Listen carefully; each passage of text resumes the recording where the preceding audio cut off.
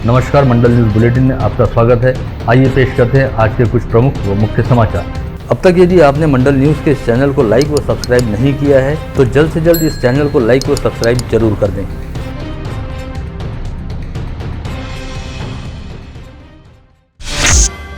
राज्य परिवहन निगम को सरकारी सेवा में विलीन किए जाने की मांग को लेकर रापनी कर्मचारियों द्वारा विगत 2 माह से लगातार हड़ताल की जा रही है और राज्य सरकार द्वारा किए जाने वाले तमाम प्रयासों के बावजूद यह मसला अब तक हल नहीं हो पाया था। लेकिन अब राष्ट्रवादी कांग्रेस पार्टी के मुखिया तथा सांसद शरद पवार ने इस मामले में सामंजस्य और समन्वय की भूमिका अपनाते हुए हस्तक्षेप किया है। इसके तहत आज सांसद शरद पवार व परिवहन मंत्री अनिल परब ने मुंबई स्थित सह्याद्री अतिथि गृह पर रापनी कर्मियों के 22 संगठनों के पदाधिकारियों के साथ चर्चा की, जिसमें शरद पवार ने रापनी कर्मियों के प्रतिनिधियों को आश्वस्त किया कि राज्य सरकार उनकी मांगों को लेकर पूरी तरह से सकारात्मक है और अब इस हड़ताल को और अधिक लंबा नहीं खींचा जाना चाहिए, बल्कि राज्य की आम जनता को हो रही तकलीफों को ध्यान में रखते हुए इस हड़ताल को जल्द से जल्द खत्म किया जाना चाहिए। इस बैठक में हुई सकारात्मक चर्चा के बाद रापनी कर्मियों के प्रतिनिधियों ने भी अपनी भूमिका को थोड़ा नर्म करते हुए राकापा प्रमुख शरद पवार की बातों को तवज्जो दी, जिसके चलते उम्मीद जताई जा रही है कि अब जल्द ही 2 माह से चली आ रही रापनी कर्मियों की हड़ताल खत्म हो जाएगी और सरकार व रापनी कर्मियों के बीच चल रहा गतिरोध खत्म होगा। इस बैठक के बाद सह्याद्री अतिथि गृह में ही आयोजित पत्रकार परिषद में जहां एक और सांसद शरद पवार ने इस बैठक के बारे में विस्तार से जानकारी दी, वहीं रापनी कर्मियों ने भी एक पत्रकार परिषद को संबोधित करते हुए अपनी भूमिका में किए जाने वाले बदलाव को लेकर विस्तार के साथ जानकारी दी।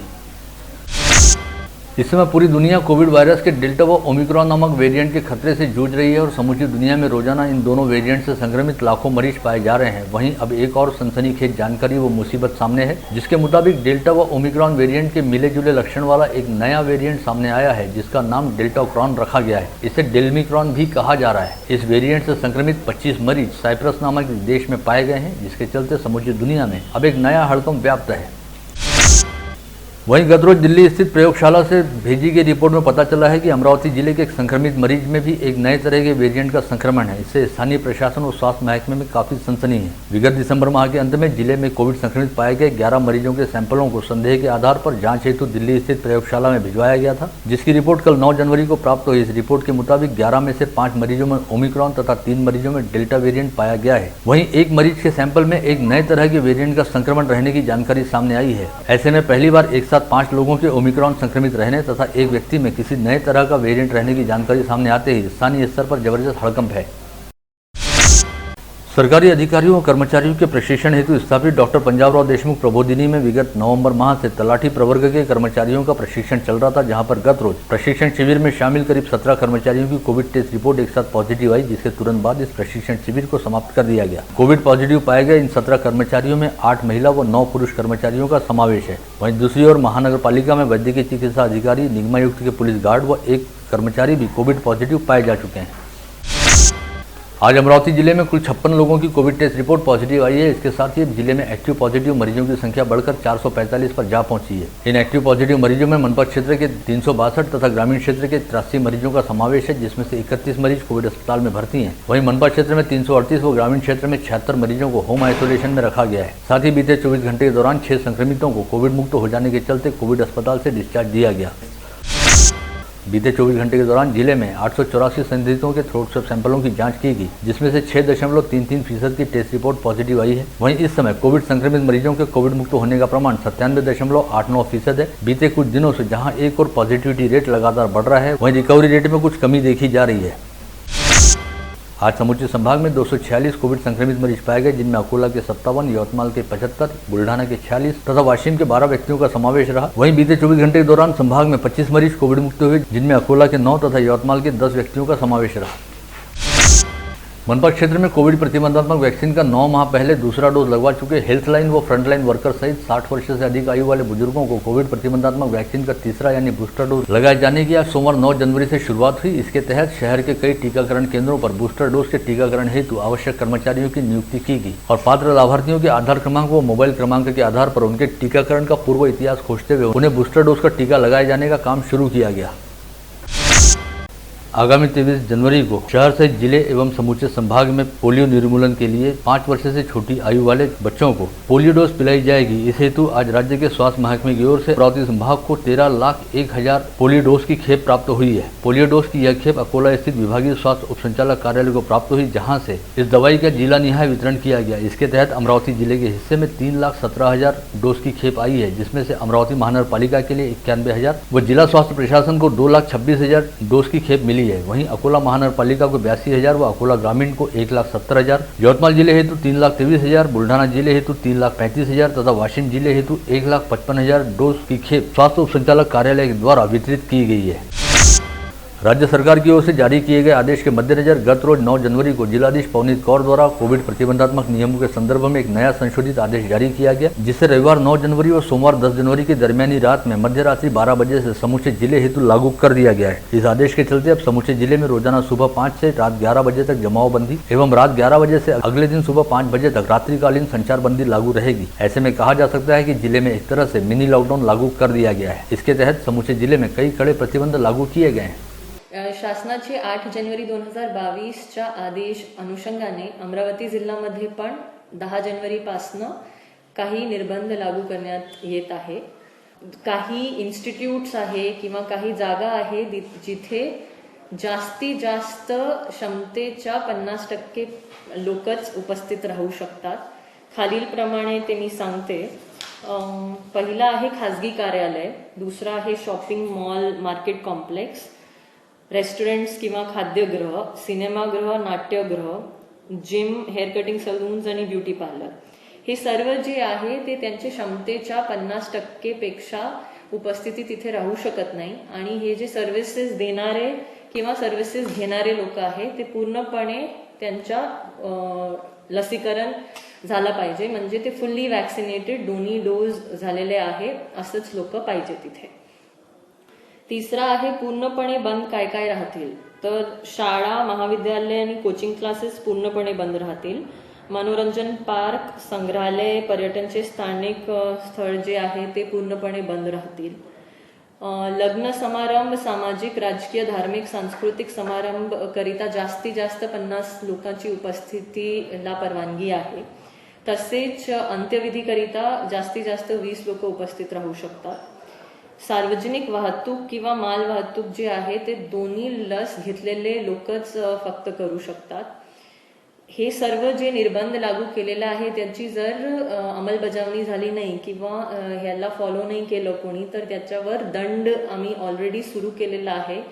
आणि कृपया तुम्ही काळजी घ्या, लसीकरण लवकरात लवकर घ्या।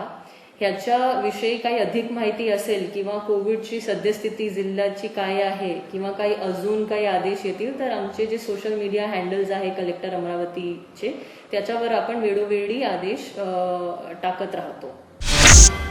यदि भी आज से अमरावती शहर सहित जिले में कोविड प्रतिबंधात्मक उपायों के तहत दिन के समय जमावबंदी लागू की गई है। इसके तहत कहीं पर भी 5 व 5 से अधिक लोगों की उपस्थिति पर प्रतिबंध लगाया गया है, लेकिन इसके बावजूद आज समूचे शहर में चहु और जबरदस्त भीड़भाड़ का नजारा दिखाई दिया, जिसका सीधा मतलब है कि प्रशासनिक दिशा निर्देशों के बावजूद शहर में नियमों का खुलेआम उल्लंघन हो रहा है, किंतु इस ओर प्रशासन का कोई फिलहाल ध्यान नहीं है।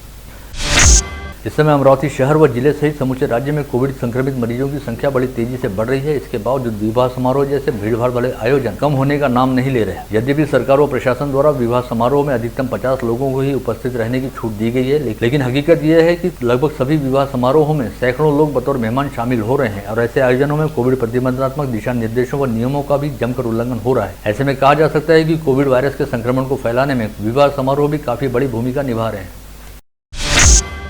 कोविड संक्रमित मरीजों को इलाज संबंधी सुविधा व अस्पताल में भर्ती होने हेतु बेड उपलब्ध कराने सहित कोविड संबंधी विभिन्न समस्याओं के संदर्भ में सहायता देने हेतु अमरावती मनपा प्रशासन द्वारा वार्ड वार रूम यानी विभागीय नियंत्रण कक्ष को कार्यरत किया गया है, जिसके लिए एक हेल्पलाइन नंबर भी जारी किया गया है। इस संदर्भ में मनपा प्रशासन द्वारा जानकारी दी गई है कि इस वार रूम के जरिए होम आइसोलेशन हेतु अनुमति प्रदान की जाएगी और होम आइसोलेशन में रहने वाले मरीजों को स्वास्थ्य सेवा व समुपदेशन की सुविधा उपलब्ध कराई जाएगी। साथ ही अस्पताल में भर्ती करना जरूरी रहने वाले मरीजों को तुरंत ही अस्पताल में भर्ती कराने का काम भी किया जाएगा।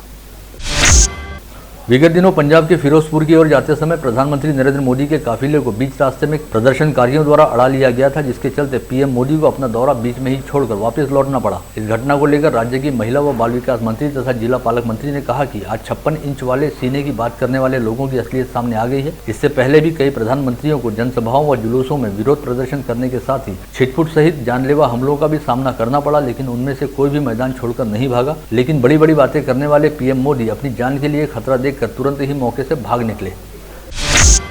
जिला पालक मंत्री यशोमती ठाकुर द्वारा पीएम मोदी को लेकर सोशल मीडिया पर लेख लिखते हुए उनकी जमकर खिल्ली उड़ाए जाने पर पलटवार करते हुए भारतीय जनता पार्टी की ग्रामीण जिलाध्यक्ष निवेदिता चौधरी दिगड़े ने कहा कि देश की जनता द्वारा प्रचंड बहुमत के साथ चुने गए प्रधानमंत्री नरेंद्र मोदी की आलोचना करने से पहले यशोमती ठाकुर ने अपने गिरेबान में झांक कर देखना चाहिए और सबसे पहले अपने नाम के साथ ठाकुर की बजाय सोनौने सरनेम लगाना चाहिए, क्योंकि विवाह के बाद यशोमती ठाकुर का नाम यशोमती सोनौने हो चुका है। किंतु इसके बावजूद अपने पिता के नाम व कथित पुण्याई का फायदा मिलने हेतु यशोमती ठाकुर द्वारा विवाह पूर्व नाम का प्रयोग किया जा रहा है। साथ ही कोई योग्यता नहीं रहने के बावजूद वे प्रधानमंत्री ने क्या करना चाहिए और क्या नहीं यह भी बताने का प्रयास कर रही हैं, जबकि वे खुद शिवसेना की कृपा से सत्ता व पद का उपभोग कर रही हैं।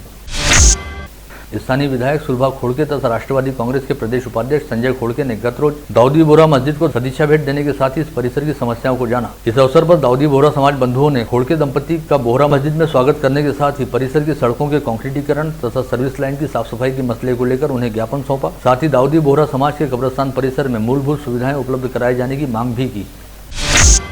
कांग्रेस के प्रदेश प्रवक्ता दिलीप एड़तकर ने भाजपा प्रदेशाध्यक्ष चंद्रकांत पाटिल का दिमाग ठिकाने पर नहीं रहने की बात कहते हुए कहा कि राज्य में अतिरिक्त मानसोपचार अस्पतालों की इस समय सख्त जरूरत है। उन्होंने कहा कि पीएम मोदी के विरुद्ध कथित षड्यंत्र की जांच में हस्तक्षेप करने का हास्यास्पद आरोप लगाते हुए कांग्रेस प्रदेशाध्यक्ष नाना पटोले पर कार्रवाई करने की मांग करने वाले चंद्रकांत पाटिल ने जल्द से जल्द अपनी मानसिक जाँच करानी चाहिए।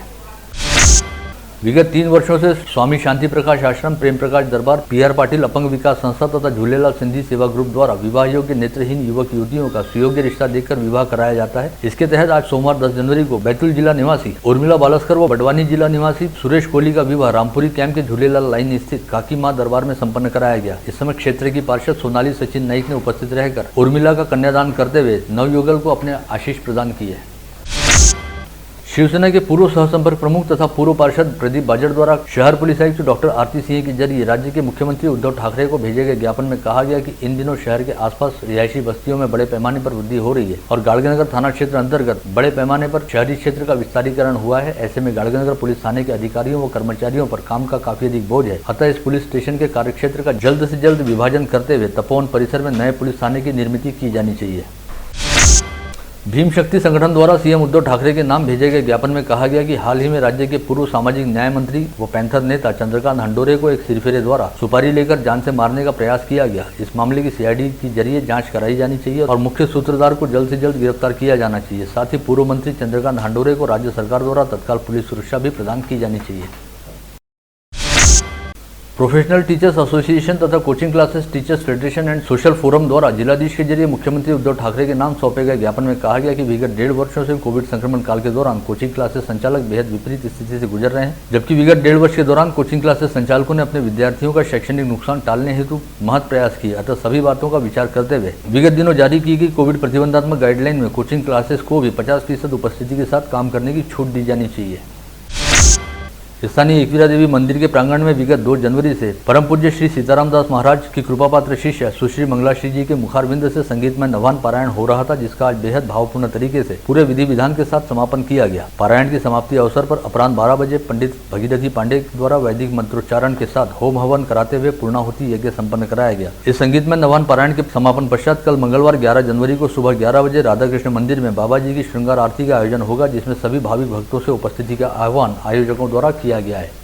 कह मृदु बचन खगेश जहि के मंगल भवनय मंगलहारी द्रवहु सुदशरलय गिर बिहारी स्वाहा रोग हरे सब पीरा जपत निरंतर हनुमत वीरा स्वाहा जहि कारण आयु सो सौ भयो जरस्तौ पायु स्वाहा परम पावन तव यासु।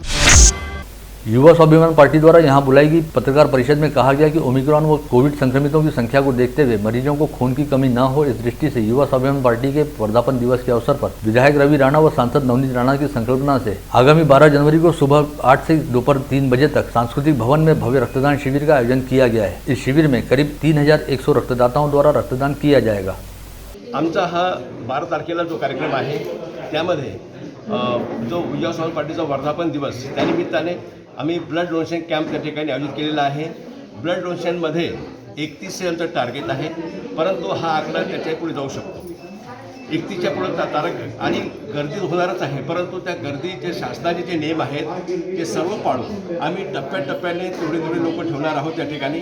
आणि हे रक्तदानाचं जे कार्यक्रम आहे हा सुरळीत आणि चांगल्या प्रकारे हा पार पाडणार आहोत। त्या ठिकाणी आमचे कार्यकर्ते, आमचे पदाधिकारी ते हजर राहतील असा कार्यक्रम आहे। त्या ठिकाणी दुसरा एक असा कार्यक्रम आहे की ते एक मेडिक्लेम आणि डेटचं जे आहे तर त्यामध्ये जे वॅक्सिनेशन घेतील त्यांच्याकरता जो खर्च आहे तर तो आमची पार्टी करणार आहे आणि त्यांना मेडिक्लेम हा 50,000 रुपयांपर्यंत भेटणार आहे आणि जर ॲक्सिडेंट झाला तर त्याला 2 लाख रुपये मिळतील आणि हा 1 वर्षाकरता आहे।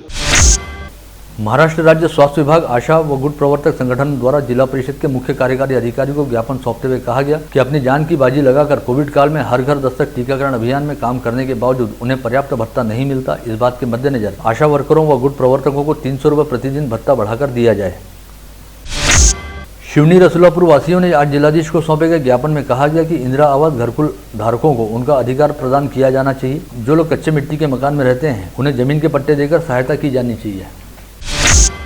भारतीय कम्युनिस्ट पार्टी की जिला काउंसिल द्वारा जिलाधीश के जरिए मुख्यमंत्री को सौंपे गए ज्ञापन में कहा गया कि मराठवाड़ा के हिंगोली जिले में वन जमीन पर खेती करने वाले आदिवासी गरीब किसानों व खेत मजदूरों पर किए गए हमले की जांच कर दोषियों के खिलाफ कार्रवाई करते हुए पीड़ित परिवारों को न्याय दिलाया जाए।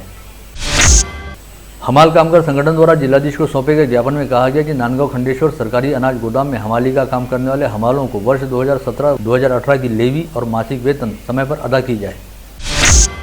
चांदूर बाजार तहसील के जवला शाहपुर में हुए काटा पकड़ सहकारी सेवा सोसाइटी के चुनाव में राष्ट्रवादी कांग्रेस पार्टी की नेता की अगुवाई में सहकार पैनल ने सभी जगह पर जीत हासिल करते हुए परिवर्तन पैनल को करारी शिकस्त दी। चुनावी नतीजे की घोषणा होते ही विजयी प्रत्याशियों ने अपनी जीत का जमकर जश्न भी मनाया। कोविड महामारी के बढ़ते प्रकोप पर अंकुश लगाने के लिए पुलिस विभाग द्वारा जमावबंदी का आदेश जारी किया गया है और विगत 9 दिनों के दौरान पुलिस ने आदेश का उल्लंघन करने वाले 95 लोगों के खिलाफ कार्रवाई करते हुए 89 लोगों के खिलाफ FIR दर्ज की है। वहीं यातायात पुलिस ने बिना मास्क लगाए घूमने वाले लोगों के खिलाफ अभियान छेड़ते हुए 31 लोगों पर जुर्माना ठोका है। गुजरात के सूरत से अपनी साली की विवाह समारोह हेतु अमरावती आया युवक राह चलते जमीन पर गिर पड़ा, जिससे उसे काफी गहरी चोट लगी और उसे इलाज के लिए नागपुर रेफर किया गया, मगर इलाज के दौरान इस युवक की मौत हो गई। मृतक का नाम सुमित राजू मेश्राम बताया गया है। परतवाड़ा स्थित राज्य परिवहन निगम के बस डिपो परिसर में खड़ी ST बस को आज एक अज्ञात सिरफिरे ने शुरू करते हुए भगा ले जाने का प्रयास किया, जिसके बाद अनियंत्रित व लापरवाह पूर्ण से वाहन चलाते हुए इस सिरफिरे ने रास्ते से गुजर रहे 2 दुपहिया सवारों सहित एक साइकिल सवार को टक्कर भी मारी। पश्चात हार्दे नगर परिसर में यह बस एक पेड़ से जाकर टकरा गई, जिससे संभावित अनर्थ टल गया और यह सिरफिरा व्यक्ति बस को आगे अमरावती की ओर नहीं ले जा पाया। हालांकि इस हादसे के बाद यह सिरफिरा व्यक्ति बस से उतरकर भागने लगा, जिसे परिसर वासियों ने पकड़कर पुलिस के हवाले किया।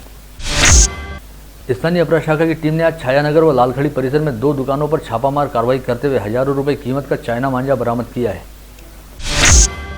इन दिनों गौवंश तस्करी करने वाले आरोपियों की हिम्मत इस कदर बढ़ने लगी है कि वे पुलिस कर्मचारियों की हत्या करने जैसे जघन्य अपराध करने से भी पीछे नहीं हट रहे। ऐसी एक सनसनीखेज घटना नागपुर जिला अंतर्गत मोहदा पुलिस थाना क्षेत्र में उजागर हुई, जहां पर गौवंश तस्करी करने वालों ने अपना वाहन सीधे 2 पुलिस कर्मचारियों पर चढ़ाकर उन्हें गंभीर रूप से घायल कर दिया। इस हादसे में घायल हुए पुलिस कर्मचारियों के नाम शिवाजी नागरे व जितेंद्र बोरकर बताए गए हैं, जिनका नागपुर जिला अस्पताल में इलाज चल रहा है। आप देख रहे थे मंडल न्यूज बुलेटिन। हमारे चैनल को लाइक करें, शेयर करें और हाँ, सब्सक्राइब करना ना भूलें। कल होगी आपसे फिर मुलाकात, तब तक के लिए धन्यवाद।